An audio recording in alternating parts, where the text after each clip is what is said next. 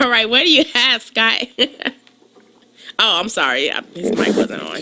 Hello, humans. I am Scott Cannon, coming to you live on WLTH 1370 AM from the greatest city in all the world, Gary, Indiana. It's still Gary, Indiana. And this is the Counterpoint.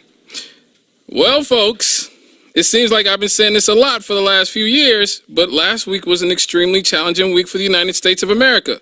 We had three white supremacists going rampages, scaring an already shell-shocked and battle-worn nation, becoming more and more used to extreme acts of violence. Now, already the mainstream media has taken it upon itself to blame the president for his often inflammatory rhetoric that excites a base that are looking for answers in a world that they feel has left them behind. Over and over again, we hear about Trump's hate speech and how it's poisoned political discourse in this country, and it's easy to blame Donald Trump. The guy's an ass clown and a con artist that exploits the emotions of his often naive and ignorant fan base. But to blame Donald Trump and Donald Trump alone completely misses the trends that we're seeing worldwide, with right-wing establishmentarians rising to power at a rate unseen in our lifetimes. Take Brazil, for example, a country more known for its beaches and sunshine than hate speech and fascism. They just had a presidential election yesterday, which saw right-wing psycho Jair Bolsonaro sweeping the power against the screams and horror of Brazil's left-wing class. Bolsonaro has made waves all over the world, being called the Trump of the tropics. But even Donald Trump's Twitter fingers don't hold a candle to Bolsonaro's, mouth. He's outraged the global left, who's called him a racist for claiming Brazil's black class was lazy and worthless. They've called him a sexist for telling a female politician that she's not even worth raping. And he's been called homophobic for saying that he'd rather his son die than be gay. On top of this, he's sworn to curb Brazil's massive violent crime problem by killing as many people as possible. Because as he put it, if some innocent people die, that's fine. In every war, innocent people die. And Bolsonaro's not by himself, with right-wing candidates who are considered bigoted, sexist, and hateful coming to prominence in much of the world, even in places that are considered as liberal as a San Francisco bathhouse. In Germany, the AfD party has come to prominence with its anti-immigration stances. In Sweden, the Swedish Democrats, a right-wing party, has had its best showing in 100 years, and you're seeing it all over that continent. So what happened? How did the peace and prosperity of post-World War II America and the world, which saw integration and multiculturalism rise in unprecedented fashion, turn into this? Well, for me, the answer is easy. A combination of hypocritical political correctness and globalization. You had cultural liberals forcing radical feminism, multiculturalism, political correctness, and LGBTQRSTYVS down everyone's throat, while at the same time embracing right-wing neoliberalism that destroyed the working class and the poor in society after society, and neoconservatism that destroyed country after country in the Middle East, in Africa, in Latin America, forcing millions and millions of immigrants to flood into countries where the poor and working class, after years of prosperity, were now struggling just to survive.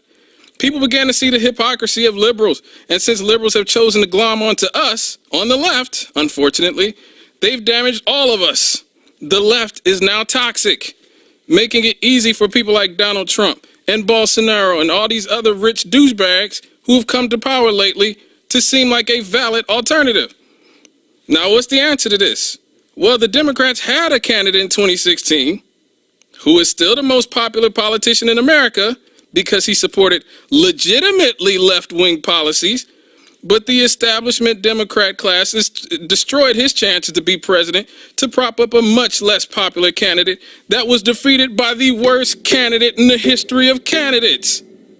In England, we saw something similar, with left-winger Jeremy Corbyn being assaulted time and time again by these sellout liberal elites, exposing that liberals would rather have right-wingers win than support genuine left-wing candidates who will hold them accountable for being sellouts. So the answer is easy, folks. The only way you can beat right-wing bullies is with genuine left-wing populism. The question is, are some of us willing to actually stand up and support what is right, as opposed to celebrating and settling for the lesser of two evils? Okay, before I get out of here, I just want to say I had no idea that October was Domestic Violence Month.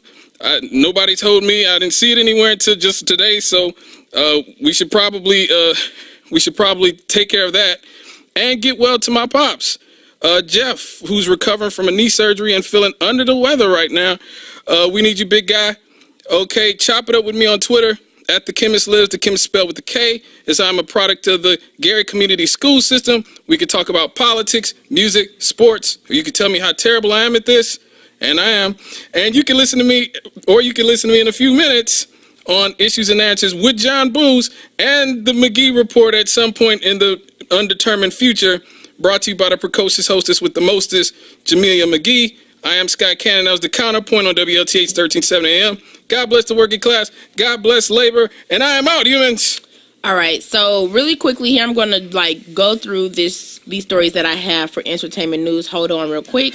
I have to. We are AM 1370 WLTH and on the FM dial 92.7 W224EA, Gary, Indiana. All right, so really quickly here, this is hilarious to me. All right, so you guys know Ja Rule. Who hasn't heard of him in a while, right? All right, so Ja Rule and 50 Cent apparently has had this beef going on for years. 15 years at least. That should be over with. Well, it's not, because 50 Cent is taking the king crown, being crowned King Petty, because Ja Rule, which is crazy to me, has just had a concert. I'm sorry, I can't even get it out. And he apparently, 50 Cent apparently bought all of the front row tickets to Ja Rule's concert just so it could be empty. Wow. You know, 50 is petty. That is so He is. petty. Hey, he don't just get that for him and them Mayweather, all them Oh, yeah. He Yes. interaction with Mayweather, Yes. that stuff they go back and do to each other. Yeah, he's extremely Yes. petty. Yeah. So now they are, I guess, going back and forth. Ja Rule is doing stuff on Twitter to 50 Cent's pictures, and it's just, this isn't going to end. All right, just want to let you guys know about that. And also, like I promised, I went to go see The Hate U Give. Oh, is that any good? Oh my gosh, it was so good. Guys, when I say, I know that you guys really don't go to the movies like that, but you have to check it out. Seriously, you have to check it out. Okay, I know how you're going to check it out. I'm going to try to check it out. I'll go see But it is really, really good. For anyone that wants to understand, as a black person, what it's like to be stopped by the police, the frantic that you go through, the things that we have to watch. That's the movie. When I tell you that they hit everything, they captured. They even captured, because you have people that's like, well, what about the black on black crime in the community? No. They actually talked about that as well. So I definitely say it was a movie that hit everything from all angles. So kudos to them. It cost me $11. $11.19. I mean, it was really, really awesome. Would I go see it again? No, because I don't want to cry. So, and I'm one of those people that will go see movies again, but I'm not. No, one time was good enough for me. It got the message. Check it out. HBO in 9 months. Okay, well, check it out. So really quickly, let me just say tonight is going to drop down to about 40 degrees. It's going to be partly cloudy. It's going to feel like 37. Tomorrow is going to be some thunderstorms. High of 63.